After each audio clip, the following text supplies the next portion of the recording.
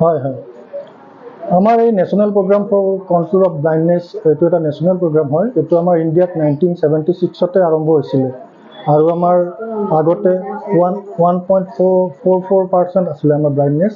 এতিয়া কমি কমি প্ৰায় 0.36 আহিছে। আমাৰ এতিয়া মূল উদ্দেশ্য হৈছে 3.3 তলত আনা।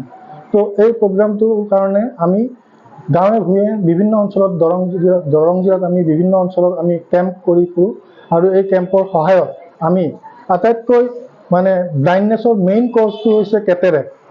মেইন উদ্দেশ্যটো হৈছে আমাৰ এই কেটেৰেক্ট আমি মানে কেম্পৰ দ্বাৰা আমি ধৰা পেলাওঁ আৰু সেইবিলাক বিনামূলীয়াকৈ আমি অপাৰেশ্যনৰ ব্যৱস্থা কৰি দিওঁ। তাৰে লগতে আমি ৰিফ্ৰেক্টিভ এৰৰ বা প্ৰেছ বায়'পিয়া এইবিলাক আমি চকুত চানি পৰা ৰোগৰ জৰিয়তে বাহিৰেও এইবিলাকো আমি চেক কৰা হয় আৰু আমাৰ ফালৰ পৰা বিনামূলীয়া চশমা বা ঔষধ আদি বিতৰণ কৰা হয়। আজি আমি ডিপিলাৰ ৰয়িং গ্ৰুপ আৰু বহ্নিমান গোষ্ঠীৰ সহযোগত আমি ডিপিলা অঞ্চলত কেম্প এটা কৰিছিলোঁ। খুব ভাল সঁহাৰি পাইছোঁ। সেইবাবে মই ডিপিলা অঞ্চলৰ জেনেৰেলি প্ৰায় আহে প্ৰত্যেক বেমাৰীৰে। এইটো মানে আমাৰ লাইফটো যেনেকৈ মানে ৰিফ্লেকশ্যন হ'ব লাগে চকুত, সেইটো মানে ডাইভাৰ্জেণ্ট হৈ যায়। তো এইটো প্ৰায় মানুহৰ এজেড মানুহৰ দেখাই যায়।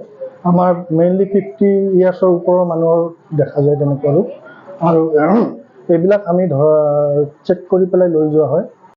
আমি ৰয়িং গ্ৰুপ নামেৰে এটা ছ'চাইটি খুলিছিলোঁ। এই ছ'চাইটিটোৱে আজি ডিপিলাৰ বহ্নিমান স্বাস্থ্য কাৰ্যালয়ত বহ্নিমান গোষ্ঠীৰ সহযোগত এটি চিকিৎসা শিবিৰ আয়োজন কৰিছিলোঁ।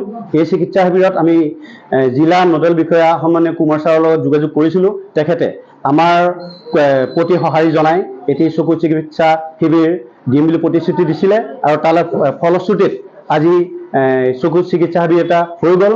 ইয়াত প্ৰায় 5 শতাধিক লোক উপস্থিত থাকে আৰু তেখেতসকলক বিনামূলীয়াকৈ চিকিৎসা আগবঢ়োৱা হয় আৰু তেখেতসকলক ফ্ৰী চশমা আৰু চানি পৰাৰ অপাৰেশ্যনো ফ্ৰী কৰি দিয়াৰ তেখেতসকলে প্ৰতিশ্ৰুতি দিছে আৰু ইতিমধ্যে আজি এই চশমা বিতৰণ কৰা হৈছে আৰু তেখেতসকলক আমি আমাৰ তৰফৰ এই ৰয়িং গ্ৰুপৰ তৰফৰ পৰা আন্তৰিক ধন্যবাদ জ্ঞাপন কৰিছোঁ আৰু বহ্নিমান গোষ্ঠীকো আমি ধন্যবাদ জ্ঞাপন কৰিছোঁ তেখেতসকলে এইখিনি সহযোগ কৰাৰ বাবে।